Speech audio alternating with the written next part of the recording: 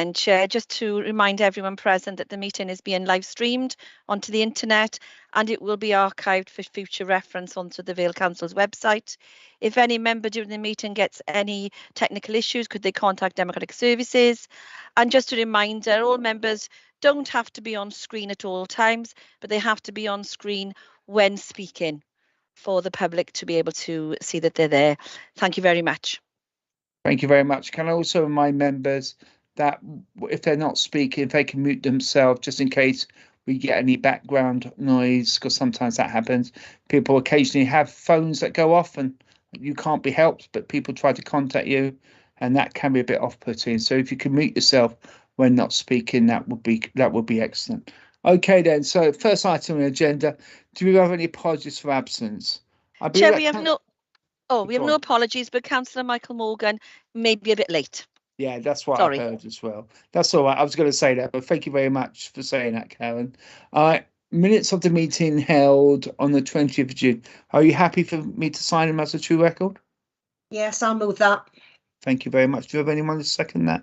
I'll second that, Mark. Thank you very much, Howard. Okay, then. So, third item, I believe we got declarations of interest. Any member? First of all, Janice, and then Pam. Yeah, agenda item 8, I'm a Barry Town councillor and it's a conflict of interest. So I take it you will remove yourself from the meeting when that item is being discussed. I will. Thank you, Mark. Thank you very much. And Pam? Yes, exactly the same. I got a conflict of interest as well, and I will withdraw from the meeting.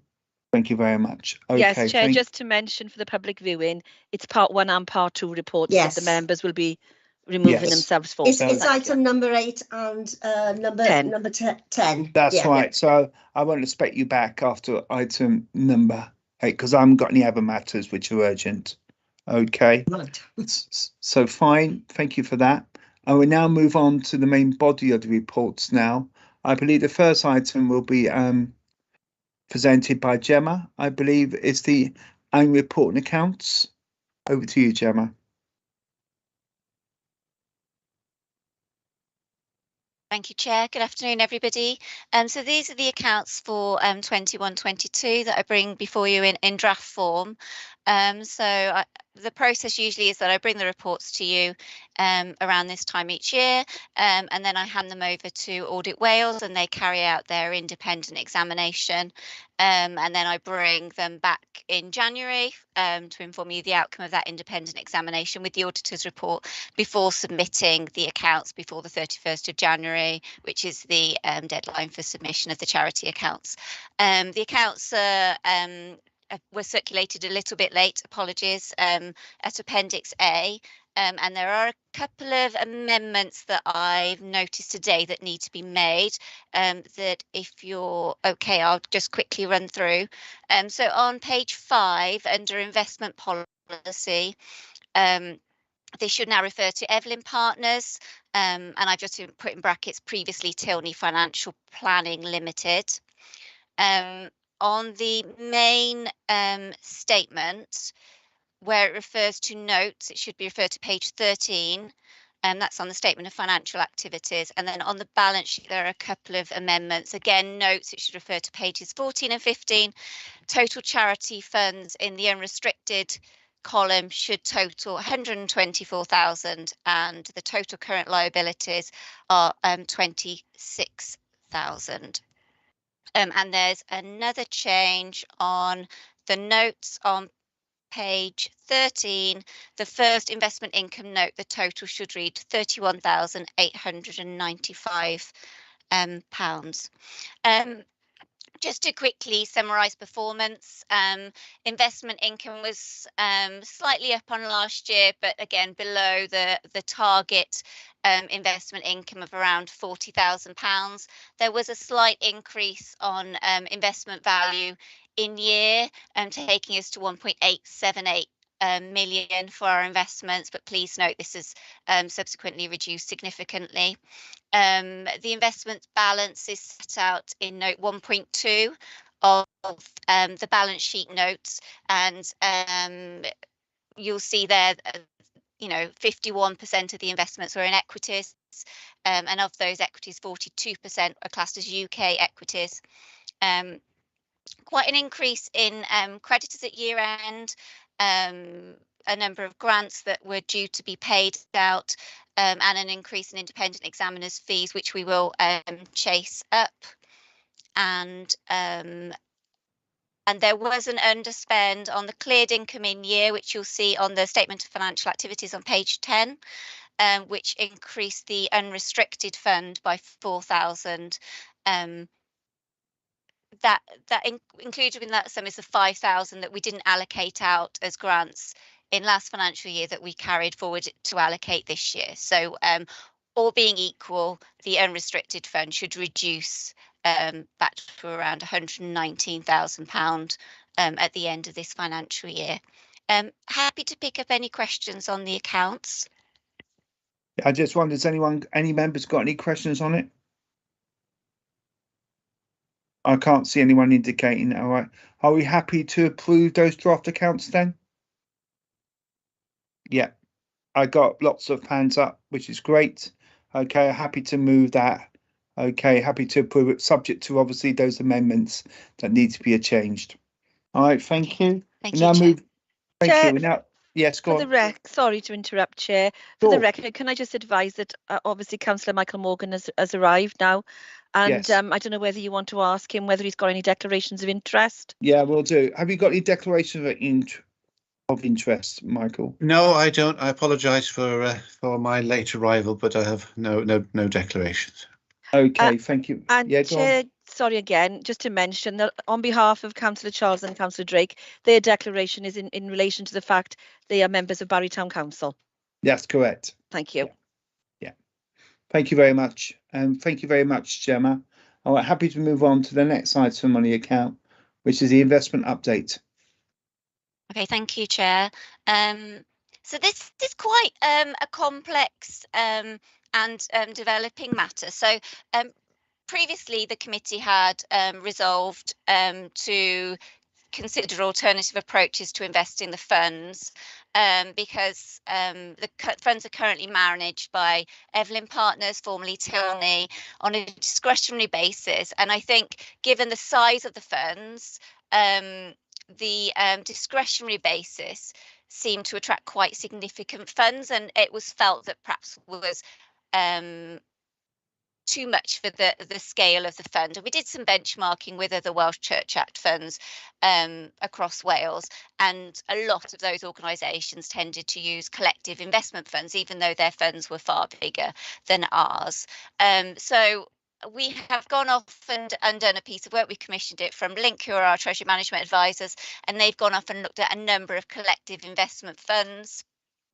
The outcome of that shows CCLA to be really strong performers in that category, and the analysis is included as appendices to the report. However, since we have started out on that process, market conditions have changed significantly, and the value of the fund has dropped. So I think around last January time, the value of the fund was almost £2 million, and it's now dropped to just over £1.6 million. So it's dropped significantly in that time range. And you'll all be aware that the current market conditions are extremely challenging. I've had a verbal update from Evelyn Partners around how they have responded to that and what their outlook is for the fund. So but they've advised that we're in the midst of a proper event, and these events typically last for 2 years. In their opinion, it started in November last year.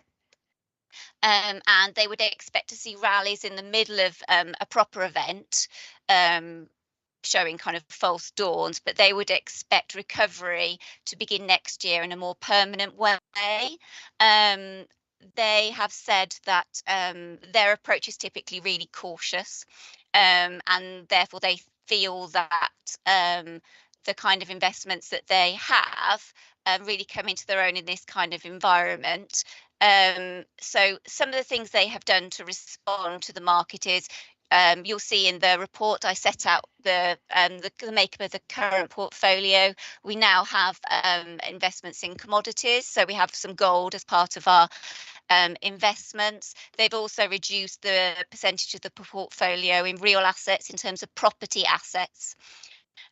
They've reduced the time exposure in terms of government bonds. So not only have we seen a drop in equities, but we've also seen a drop in terms of government debt. But they feel that they expected that,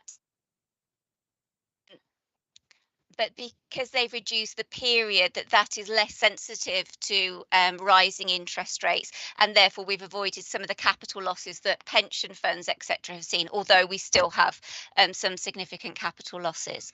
So what they're saying is the first part of these events, generally you see global losses across portfolios, and then in the second part, that shift towards big companies with good balance sheets, which they feel that they have shifted to in our existing portfolio.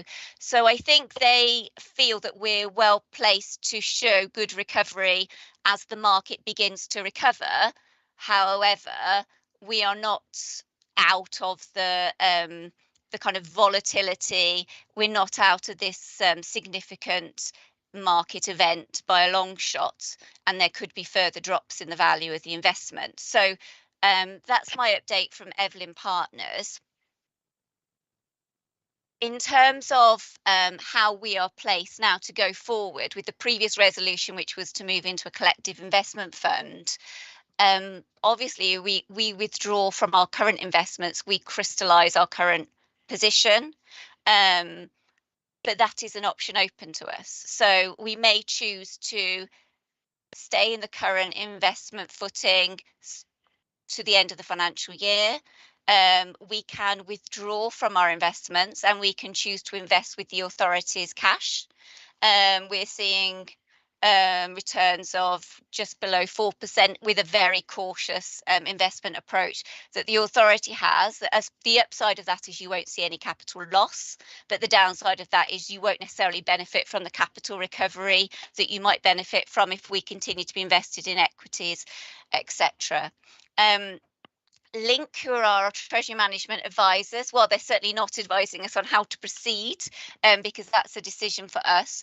They have said that it might be that we wish to not enter into an investment with CCLA in full immediately. We may wish to see out the end of the financial year and then move across to CCLA from the 1st of April next year, so as not to see a significant loss on the balance sheet at year end. It's really tricky market conditions to be making these kind of decisions in. You'll see in the report as well, I set out that there are 2 CCLA funds. Now, whilst the normal standard CCLA fund has slightly outperformed the ethical over the long term, there is really very little difference in their performance, given the kind of rising direction of travel around ESG, environment, social and governance considerations around investments. It may be that committee consider that trust, when they eventually proceed with this investment approach, would determine to go forward on an ethical basis. The CCLA standard investment already has quite good ethical credentials anyway, but I set out some more detail around what those nature investments contain. I'm happy to take any more questions at that point, and I can further clarify the content of the report as needed. Can I, first of all, before I bring any member in, can I thank you, Gemma, for the hard work on this report? It's a very good report, given the fact that we are in very challenging circumstances. And I'd like to thank you, and I'm sure the rest of the committee will also show your express their thanks as well in what you've done, Gemma, because it's very challenging. So I'm going to bring Charles in, and I'll bring any other member who wants to speak after Charles. So I'm hoping we get a few more contributions, because I'm interested to see what your views are in terms of those proposals. Charles, first of all. Okay, thanks. So CC LA, no, is it? It's the churches, charities and local authorities, isn't it? Yeah. Yeah. And they are quite ethical because of what they are, but also they have brought an ethical fund. So I think we ought to really be looking at that. That's my view. Future performance is no, past performance is no guide to future performance. Absolutely. If we stick with Evelyn, there's no guarantee that they'll perform any better than CCLA. You mentioned the council cash fund, did you, or something? Yes. The council currently invests cash as part of its treasury management, and we have a very risk-averse approach. Money under the bed, basically. Yes. Okay. I would say that, we need to be cautious because we're trustees of this money, but also it is our duty to try and make gains where possible. So I'll leave it there for the moment. Thanks. Thank you, Charles, for that contribution. And would anyone else like to speak? Mark, I think you're next. Thanks, Mark. Thanks, Gemma, for the report. I'm interested in the transactional costs of change. So what would be so obviously crystallise the losses when we change, but are there any other transactional costs that we'd also incur that would be effectively, we wouldn't have the benefit of being able to buy cheap with that, we just lose the money as a transaction?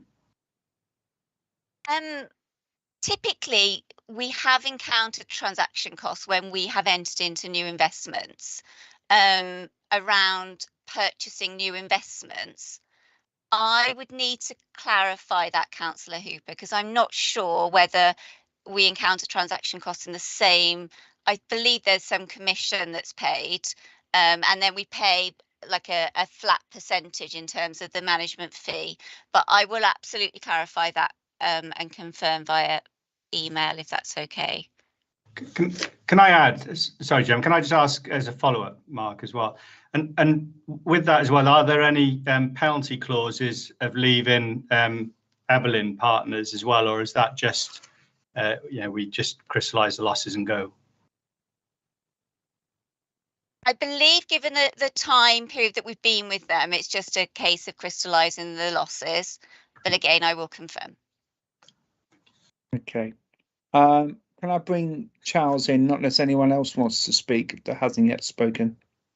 I haven't got any other indication. Charles, do you want to come in again? I did have another point, but I can't think what it was now. Don't worry. Can I in the meantime, can I ask a couple of questions as well? Now, obviously, one area we could look at is perhaps even the ultra cautious approach is to put all our money, I wouldn't say literally underneath the bed, because it does grow a bit more. I think if you literally put under the bed, it wouldn't grow at all. But I was thinking, bearing in mind the volatility of the market, the situation worldwide is not exactly great. Obviously, with the news overnight with the bombing of Kiev, for example, probably indicates, we're having quite a lot of instability. And I know with instability, it tends to be that cash is king, and sometimes gold is also even more valuable because normally people go to gold as a safe haven or put all their money in Switzerland. We don't normally get much growth in Switzerland in terms of income. But more serious point, I was wondering perhaps if we didn't go with anybody at all, we just put our money all in cash and then look at it when things are better. I mean, I just wondered what other members feel about that approach. Bear in mind, it's an ultra-conservative approach with a small c. I just wonder what people think. Bearing in mind, we have lost quite a lot of money. My concern is that if we carry on with what we're doing, we may lose even more money. And if we leave it till, I don't know, with the existing partners in April, we may get our money back or we may get even worse. And I was just wondering, perhaps, I know what members' views about that. Mark, do you want to respond to what I'm saying? Yeah, go on. Yeah, I do. Thanks, Mark. I think we've got to reflect on the fact that inflation will reduce the value of the cash as well. Yeah. So we may be sitting there with 4%, but if inflation's at 10%, that's a 6% net decrease in the cash equivalent, essentially. So I wouldn't support that position. I think that's that isn't as safe a haven as it is. I think the interesting thing that Gemma said is the reflection that there's going to be, this event will continue to be volatile for a period of time. My biggest concern is do we roll with somebody else now? Because if you sell at the bottom of the market, you may be able to buy your other asset classes at the bottom market, or you may find yourself selling, and by the time you're actually buying the stuff, the next one, they've seen one of these false dawns. So I think the more cautious approach, to be frank, would probably be to start on a bit of a more of a balanced approach. So some in cash, some moved, some stay where it is, and just but reflect. We need to all reflect. This is a significant event. I think it was described as. There are other ways of describing it, but we're in a public forum. I don't want to get chastised by anybody, especially you, Mark. This isn't good, and it doesn't look like it's going to be good for a period of time. I mean, to be honest, I mean, I respect what you're saying, Mark. I know you've got some experience in this field as well. So, I am listening to you, and I understand where you're getting at in terms of like almost a 50-50 split in terms of being very cautious, maybe half our funds, but our other funds, maybe we're trying to recover some of that loss in equity by looking at perhaps more the blue chip kind of stocks, which Gemma refers to, that have got a strong balance sheet. Because ultimately, those are sort of investments which are safer, but again, they're not necessarily dynamic either. So, even if we do get a gain, it won't be a significant gain, but equally we shouldn't have a significant loss. So, Gemma, do you want to come in now? Just to say, I mean, the other approach is to drip feed the funds across into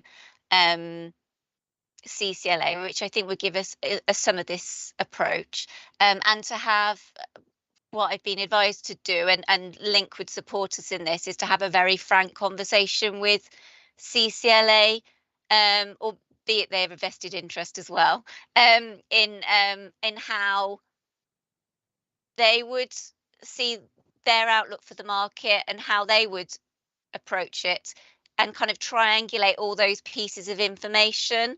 Evelyn Partners are going to prepare more information for us as well. So I can go away and have that conversation with CCLA and bring that information back in a timely manner, to enable us to act quite quickly around this. Okay. Can I bring any other member in? Does any other member who hasn't yet spoken? I'd just be interested to see what your approaches are. I'm going to go round. Michael Morgan, have you got anything to say about this? I mean, do you agree with this kind of drip feed approach that Gemma is suggesting, and to a certain extent Mark is? And what's your view on this, Michael? In Gemma's approach? Yeah, this kind of drip feed. Yeah. Yeah. Are you happy with that? I am, yes, yeah. Yeah, good. And Janice, what's your view about that? Well, I think they're the experts. Gemma knows far more than we know. Perhaps we should go with that, yeah. Okay. And Howard, what's your view? I agree I would go with Gemma's comments. I accept that the situation is very volatile, and I can understand, Mark, your comment with regard to not literally, but put it under the bed. But I'm also mindful of what Mark has said about, that. So therefore, on the balance, I certainly go with recommendation or the proposal from Gemma.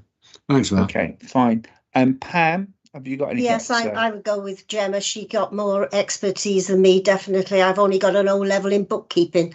So we're in difficult times anyway, and a measured approach, I think, would probably be the best one. Fine. And Mark, do you want to have a final say before we wrap this up for the recommendation? Yeah, I just think Gemma's suggestion was that she was going to get a report on from both sides and do a bit of triangulation. I just think we may need to meet to be able to discuss that prior to January. So I agree. Add that to the recommendation. That'd be fine. Good. I mean, I'm happy to, if that's a proposal, Mark, I'm happy to second that recommendation that we try and get a report before Christmas. Yeah. Even at a special meeting of the. I'm not sure we got one. I will find out during the course of the meeting when's the next meeting due. But if we have the special meeting, we will do so before Christmas. Gemma, do you want to come back before I move all the recommendations? Yeah, just to clarify, obviously I'll be getting as much advice as I can from, trained investment advisors on this situation. Can I just confirm, is this on the basis of going down the ethical collective investment fund? A committee happy with that? Yeah, I think so. Okay, brilliant. Yeah. Okay. Yeah, I think if we go down that route with CCLA, and I think, we still talk to Evelyn's as well. Yeah, about absolutely. this, and we don't make 100% commitment to CCLA, although it may be we end up doing that. But I think if we have as you said, a drip feed approach to this. So if I move to the recommendations here, just to make sure we all got this sorted, as it were. So first of all, if we look at the recommendations, we note the reduction in investment. We accept the outcome as well. I think on number 2, what we say is that we slightly changed that recommendation, and that we continue to look at Evelyn along with CCLA as future partners for investment. Okay, and we'll make a decision at a subsequent meeting as to what we're going to do in terms of our strategic approach. Okay, we're happy with that? Yeah. And number 3, all right, we say that we go for the ethical fund. Okay. And number 4, we give delegated authority to the head of finance in conjunction with myself. But we look at that slightly differently again. So we don't necessarily draw all the investment for Evelyn. We look at it from a drip feed approach. Okay. And then number 5 would be we have an update, number 5, with review to final approach as to our investments. Mark, do you want to come in quickly? Is number 4 contingent on number 5, actually, Mark? I think we need that report before we can agree. Yeah, I agree. I'm happy to do that. But I think we've made 1 or 2 decisions today, and I agree with you. Number 5 is very contingent. I think 5 is crucial before we enact number 4. Okay. So, okay, we're happy with all that. And the next meeting, Mark, is the 16th of January. We got Fine. in the diary. So I think we may need to have a story meeting then in December. Okay, if that's okay, Gemma, will that be sufficient time? Yep, absolutely. I need a target to it towards December. Fine. Yeah. Yeah, fine. And if there's anything we can move forward in January till December, so we might not need a meeting in January. Just I was thinking about that. Yeah. See if we can do that anyway. All right. And someone to second my recommendations. Mark, are you happy to second me? Fine. And so is Charles. Brilliantly. All right. Thank you very much for that. We now move on to the next item on the agenda, which is application for financial assistance, tranche 2. Over to you, Gemma, again. Thank you very much. So we have a grant allocation for 22-23 of £45,000. When we met last time, we allocated just under £25,000 of the funds. We have only received 2 applications for this second tranche, and none from Cardiff, unfortunately. So both of these applications are with Vale of Glamorgan. And I'll just quickly run through them. Sure. But it does leave us just over £10,000 to allocate as part of a final tranche in January. So we have Tabernacle Baptist Church in Penarth, and this is towards a scheme for new carpets and relocation of the sound mixing IT desk, and then Princes Street Evangelical Baptist Church to upgrade light fixtures throughout the main hall and classrooms, and they're set out in Appendix A to the report. Appendix B sets out a summary of the premises for which we can allocate grants out, although the majority of the applications are for religious buildings. And then Appendix C is a summary of the financial projections for the year, expecting to just draw that £5,000 that was carried forward from 21-22 towards the grant allocation in year. Happy to take any questions on the report. Yeah, I think we've got 2 members. Mark, do you want to say something first? Don't know which I was pressing then. Yeah, thanks for this again, Gemma. I think just a couple of questions. One, if there were 2 applications in January, do they have sufficient time to get the application in to be able to spend it before the end of the year? Because we had that conversation last time, so that's one thing.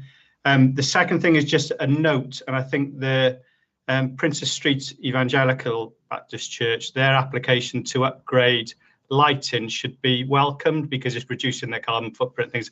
It plays into some of the other conversation we've had before. That was it. Thanks. Okay. Do you want to answer that point before I bring Michael in? Is that okay? Okay. Yeah. I mean, I think no, they won't be able to spend it before the end of the financial year, but we typically do have grant allocations that fall into future financial years. So I think as long as we report it as allocated and we keep it under review, so we get regular updates from the organisation on how they're progressing with that scheme. And I think we typically allow 3 years, and if we haven't, that scheme hasn't been progressed, then we withdraw the funds. That's fair enough, it seems to me. Are you happy with that response, Mark? Brilliant. Michael, do you want to come in now? It's just a question of the Tabernacle Baptist Church application, where they're looking to replace carpets and relocate their down of how much of this money goes to each project.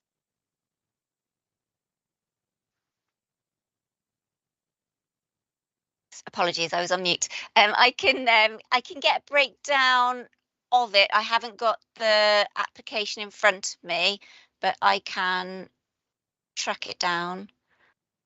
I'm sure. Would you like me to clarify by email? Would that be okay? Yeah, just curious. Okay. That's all. Okay, no problem. That's fine. I'm going to ask you a question, Michael, then, or perhaps of the committee. So long as we're happy, so long as I'm happy with that email response, would you be happy for us to approve that 5,000, or would you be happy to approve that 5,000 anyway for Tabernacle, irrespective what the answer would be, Michael? I'll just be interested to see what your views are.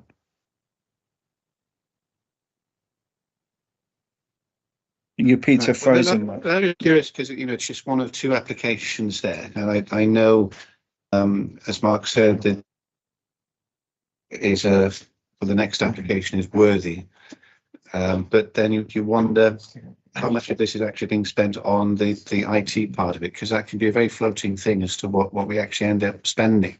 I know that in our church we put in live streaming equipment at not a huge amount of money, and I'm just curious as to how much other people are spending. So it's perhaps, I would say, it's out of curiosity rather than as a way to turn down the application. So if other members of the committee are in favour of this, then I'm certainly not going to seek to derail it. Okay, I'd just be interested to see what other people's views. Well, I would also note the actual cost of the whole project is 9,000. So we're not giving them all the money. I'm always more concerned if we ended up giving 100% of the money rather than a contribution. Mind you, the contribution is significant. It's not a small amount. It's over half. So I'd be interested to see what other members' views about Tabernacle. Or do you want to defer that one until we get further information? That's another view as well. I'd be interested to see what other members think, apart from Mark, because I know. Let's see if we can get someone else to speak as well. Pam, what's your view about it? Or Charles, do you want to come in now, Charles? Do they obviously have to put an application in, and obviously they have to make it obviously sound worthwhile in the application. So I would have thought we're okay giving the money. Okay, fine. And what's your view, Pam? I have no issues with that amount being given. It's only, as you said, just less than half of what they actually want to spend on it. Yeah. Yeah. And quite honestly, they're frayed carpets, and you've got to be so careful. You know, people falling over, things like that. It's a health and safety issue, my way of thinking. Okay. Howard and Janice, and I'll bring in Mark as well. Howard? Right. I've got no issue with it at all. And I take on board what Pam's saying about the state of the place, and adequate lighting is required. Yeah, I mean, Janice, do you want to say Having something? done these requests for many, many years, I have absolutely no problem with this one at all. Thank you. And Mark, do you want to come in? Not anymore. No, I'll agree. Yeah, with the should, and don't defer it. I think not at all. Fine. I think the general view is don't defer it, and I think we approve both applications. Okay. All right. And they thank need you. to get it done soon before prices go up To be honest, dramatically again. Seeing the queues outside Tabernacle, it's a very successful church, to be quite honest with you. Lots of parishioners go there, and you know, it's well used. So I welcome this, but I can tell you I'm not a user of Tabernacle Church, but I do know that is quite a flourishing church within Penarth. So Yeah, you know. some of my family actually use it. So Fine, excellent. All right, I'm glad. Although we're not users, we do know people that do, and are equally the same in Princess Street, and it's obviously a well-used church there as well. So we now move on now. All right, to thank you for that. All right, so we go ahead with that. To the next item on the agenda, which is agenda item 7, which is Land of Gleefields. We've got an update. James, do you want to lead on this? Thanks, Chair. Yeah. So this is just a short update from me in relation to the ongoing Town and Village Green application at the Glebe Fields in Sully. Fundamentally, the update here is that on behalf of the Trust, I have, in consultation with our external barrister, submitted a reply to the response to our objection. So in essence, what has happened is that we put in our objection to the application. The applicant then came back with some comments about that, and this is our kind of response. So some of them are kind of strictly legal points, and some is some additional information relating to the planning application that was submitted and granted to Sully Centurions Cricket Club. There's also some further information put forward in relation to horses on the land at various points throughout time. So the process from here is that the Commons Registration Authority will now provide the applicant with a further opportunity to come back on any points. But I think we're nearly at a stage where hopefully we'll be able to kind of narrow the points as far as they can go before we start trying to plot a route to what will be a public inquiry headed by an independent inspector at some point, probably early in the new year, I would imagine. Okay, can I also remind people that if you look on recommendation 2 on this, if you want to discuss the content reply, we have to move to part 2. So it depends if anyone wants to discuss it, or do we just note the update, really? I haven't got anyone indicating I want to speak on this matter, so I just think we just note the Janice, are we happy to note the update? Yeah, that's what I was going to say. Thank you. And Howard, are you thinking that as well? Yes, exactly that. Yes. Thank you very much. So we've got pros and seconds just to note the update. Okay, thank you very much for that. And moving on to the next item on the agenda. Excuse me. Okay, which is the Orchard proposal, agenda item 8. So look, yes, a couple of people need to leave, and that's Janice and Pam. So I'll wait for them to leave before we discuss it. bye, everybody. See you again. See you soon. Bye-bye.